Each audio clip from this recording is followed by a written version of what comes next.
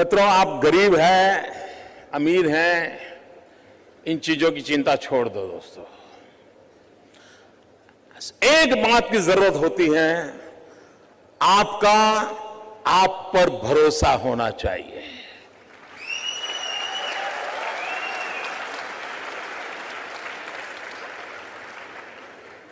मित्रों, मेरे परिवार में 7 पीढ़ी में राजनीति का रवि मालूम नहीं है। मेरे परिवार में कोई राजनीति क्या होती कुछ पता नहीं मेरे परिवार में। और मेरा बैकग्राउंड भी बिल्कुल सामान्य गरीब परिवार का है। आप में से बहुत कम लोगों को मालूम होगा, मैंने पहली बार अभी 2 दिन पहले दिल्ली में आया था तो पहली बार अपने मुंह से मैं बोला था, मित्रों, मैं बचपन में रेल के डिब्बे में चाय बेचता था।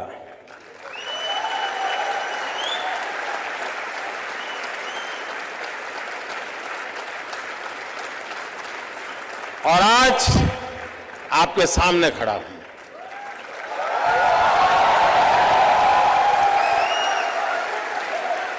और इसलिए दोस्तों, आप ये चिंता छोड़ दीजिए आपका बैकग्राउंड क्या है। बिल्कुल घबराइए मत दोस्तों। आप किस परिवार में पैदा हुए हो, किस अवस्था में पैदा हो, चिंता छोड़ दीजिए दोस्तों। अगर आपके दिल में समाज के लिए, देश के लिए कुछ करने की आग है, निकल पड़िए दोस्तों, रास्ता अपने आप मिल जाएगा।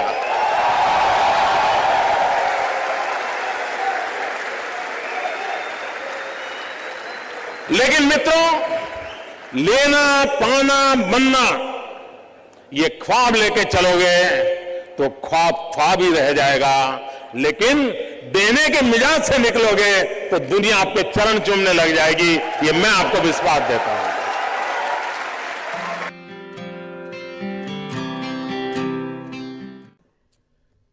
स्टार्टअप, मैं कल एडम से बात कर रहा था तो बड़ा इंटरेस्टिंग है, उसको मिलने जैसा है। उसको हिंदुस्तान की स्पिरिचुअल दुनिया में बड़ा इंटरेस्ट है। लेकिन उसने मुझे एक बात अच्छी बताई। वो कह रहा है जो पैसे कमाने के इरादे से आता है वो कभी स्टार्टअप कर ही नहीं सकता है।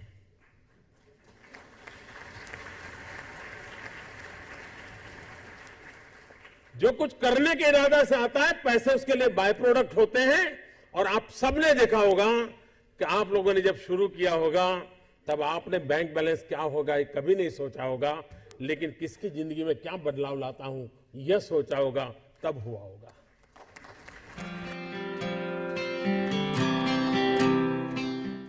मित्रों, कभी कभी नौजवानों की जिंदगी में कठिनाई आती है। सुबह अगर किसी क्रिकेटर की अखबार में फोटो देख ली, उसकी बड़ी वाहवाही हुई देख ली, तो मन करता है यार क्रिकेटर बनना अच्छा होगा। दोपहर को किसी टीवी चैनल पर किसी फिल्मी कलाकार का नाम रोशन दिखता रहा तो मन करता नहीं यार ये अच्छा है। शाम को किसी डॉक्टर ने बहुत अच्छा काम किया है देख लिया तो मन करता है यार ये अच्छा है। यानी कई नौजवान मिलेंगे आपको, हफ्ते में 3 नई नई योजनाएं बताएंगे और आप भी परेशान हो गए। यार पिछले हफ्ते तो कह रहा था कि मुझे बिजनेसमैन बनना है और इस हफ्ते कह रहा है नहीं मुझे तो पॉलिटिशियन बनना है। मित्रों, ज्यादातर लोग ऐसे हैं जिनकी इच्छाएं रोज जन्म लेती हैं और ज्यादातर इच्छाओं का बाल मृत्यु हो जाता है। मित्रों, ऐसी क्या इच्छा होती है जिसका बाल मृत्यु हो जाए?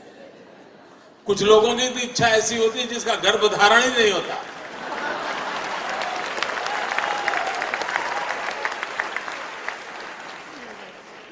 और मित्रों, कुछ लोग होते हैं जिनकी इच्छाएं रोज बदलती रहती है। और जब इच्छाएं रोज बदलती रहती है तो आपके साथी आपको क्या कहते हैं? आपको यही कहेंगे यार छोड़ो, वो तो बड़ा तरंगी है, वो सुबह शाम नई नई चीजें सोचता रहता है, वो बेकार है यार, वो तो ऐसे ही उटपटांग बातें करता है। ऐसे कैसा ही होता है ना। मित्रों, मेरा कोई नौजवान साथी ऐसा नहीं होना चाहिए जिसकी इच्छाएं लोगों के लिए मजाक का कारण बने। कोई नौजवान ऐसा नहीं होना चाहिए जिसकी इच्छाएं तरंग बन जाए। और इसलिए मित्रों आवश्यक है और कोशिश करनी चाहिए। इच्छा बुरी चीज नहीं है, लेकिन इच्छाओं को बदलते रहना बुरी चीज है। इच्छाएं स्थिर होनी चाहिए, और अगर इच्छा स्थिर है तो संकल्प बनती है, और संकल्प में जब परिश्रम जुड़ता है तो सिद्धि बन जाती है। और इसलिए इच्छा प्लस स्थिरता इज इक्वल टू संकल्प, संकल्प प्लस परिश्रम इज इक्वल टू सिद्धि।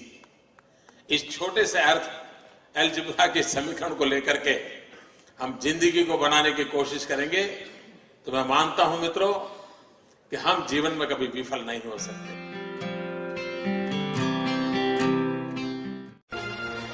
मैं मेरे नगर वड़नगर से कभी कभी ट्रेन के अंदर विसनगर जाया करता था। एक 12-15 साल का किशोर जिसको पोलियो हुआ था, कमर के नीचे का शरीर काम नहीं कर रहा था, वो मुश्किल से ट्रेन के अंदर चढ़ गया। उस गंदे कपड़े थे, भिक्षुक जैसा लगता था, लेकिन वो भीख नहीं मांगता था और हर किसी के पास जाकर के वो रिक्वेस्ट करता था मुझे बूट पॉलिश करने के लिए दीजिए। और उस समय 10-15 पैसे में बूट पॉलिश होती थी, और लोग कभी दया भाव के कारण, कभी करुणा के भाव के कारण उससे अपना जूतों की पॉलिश करवाते होंगे। लेकिन मैंने देखा, पॉलिश वाले करने वाले बहुत देखे थे, लेकिन इस बच्चे की तरफ मेरा ध्यान गया। मैं देख रहा था क्या कर रहा है। उसने क्या किया, अपने गंदे टूटे फूले झोले में से उस दिन का टाइम्स ऑफ इंडिया निकाला और उस पर लिखा था, ग्राहक के प्रति उसने लिखा था कि आज का दिन बहुत ही शुभ हो, आपकी यात्रा शुभ हो, आपके सारे काम सिद्ध हो। अंग्रेजी में उसने एक छोटा वाक्य लिखा था। और जैसे ही उसने जूते दिए पॉलिश करने के लिए, तो इसने उनके हाथ में टाइम्स ऑफ इंडिया पकड़ा दिया। उस ग्राहक को भी लगा कि 10 पैसे में पॉलिश हो रही है और 1 रुपये का अखबार पढ़ने को मिल जाता है। इस घटना को मैं देख रहा था, तो मैंने उस बालक को पूछा, मैंने कहा भाई तुम हो कौन? बोले मैं कर्नाटक का हूं, कोई परिवार में है नहीं, मेरी शरीर की हालत अच्छी नहीं है, लेकिन मैं सम्मान से जीना चाहता हूं, इसलिए मैं यहां पहुंच गया हूं, करते करते काम कर रहा हूं। और बोले मैं लोगों की सबसे अधिक सेवा करना चाहता हूं। बोले हर दिन सुबह एक टाइम्स ऑफ इंडिया खरीद लेता हूं और दिन भर में 25-30 लोगों की जब पॉलिश करता हूं, 5 मिनट 7 मिनट पॉलिश करता हूं, उतनी देर वो अखबार पढ़ लेते हैं और मुझे आशीर्वाद भी देते हैं, पैसे भी देते हैं। मैंने इस दृश्य को देखा, तब मुझे गीता पूरी तरह समझ आ गई। मुझे लगा इसको कहते हैं योग कर्मशु कौशलम। पॉलिश करने वाले काम को उसने योग बना करके जिस प्रकार से उसमें प्रोफेशनलिज्म ला करके काम किया था, और यही तो योग कर्मशु कौशलम है, जो जिंदगी को जोड़ देता है, कार्य में जीवन को जोक देता है। वो यौगिक अवस्था को प्राप्त करके जीवन में एक अद्भुत अनुभूति का एहसास करता है। संगठन का काम करना, ये उनका जो मूलतम कार्य है वो है। कई प्रांतों में पार्टी का काम करते रहे हैं, और जिन लोगों के साथ काम करते रहे हैं उनको भी लगता है कि वो टफ टास्क मास्टर हैं, डिसिप्लिनरियन हैं, नए नए आइडियाज उनको सूझते हैं। अगर वो चुनाव लड़वा रहे हैं पार्टी को किसी प्रांत में, तो उसमें भी वो क्रिएटिव हैं। संगठन को और मजबूत कैसे बनाना, पार्टी का नेटवर्क और कैसे, या उसका बेस कैसे और भी ब्रॉड बनाना, वो उसमें अच्छी तरह से उनकी शक्ति का वो उपयोग करते हैं। ऑर्गेनाइजेशन तो बहुत अच्छा करते ही हैं, इसलिए तो यहाँ भी काफी ऑर्गेनाइजेशनल ड्यूटीज उनको दी जाती है। So that there is no question that he is a very good organiser. तो राजनीतिक के रूप में मैं ये मान सकता हूँ कि उनकी और हमारी विचारधारा में चाहे जितनी भी भिन्नता हो, पर वो अपनी विचारधारा के प्रति प्रतिबद्ध राजनीतिक है। और उनके बारे में जो आम धारणा है वो ये है कि संगठन के में उनकी बड़ी अच्छी पकड़ है।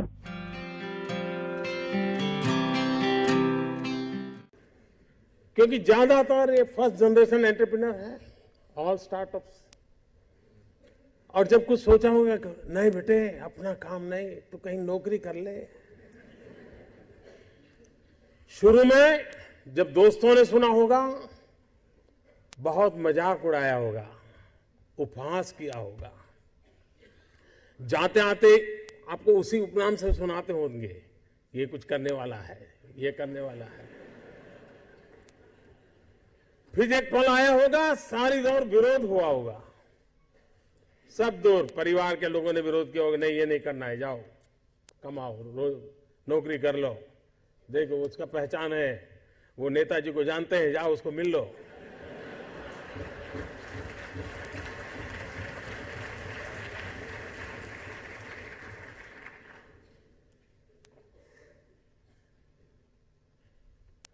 उस विरोध के बावजूद भी जो टिके होंगे, आज सब लोग कहते होंगे कि यार इसने तो कमाल कर दी, कुछ ऐसा मुझे भी करना है। हर किसी के स्टार्टअप की जिंदगी की यही कहानी है। एक भीतर से एक ऊर्जा होती है, भीतर में एक सपने होते हैं, उसके साथ खप जाने का इरादा होता है, तब जाकर के परिस्थितियां पलटती है। और दुनिया में हर किसी ने यही किया होगा।